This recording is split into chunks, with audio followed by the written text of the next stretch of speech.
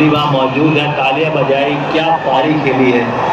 पिछले मैच में शतक बनाया, कॉन्फिडेंस लेके आए थे और पहली बॉल पे चौका लगा के शुरुआत अच्छी करी थी। बल्ला उठाने का मौका मिलता है, ये बहुत बड़ा स्टेडियम, ये बहुत बड़ा पल अवसर।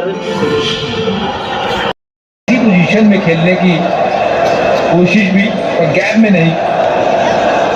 कैसा लग रहा होगा, बहुत सालों बाद पाकिस्तान की टीम यहाँ पे खेलने आई है, ऐसे माहौल में जहाँ शायद एक बंदा नहीं जो होगा उनकी जो सपोर्ट कर रहा होगा। ऐसे हालातों में खेलना पाकिस्तान के लिए कितना मुश्किल होगा, बहुत मुश्किल। ये तो साफ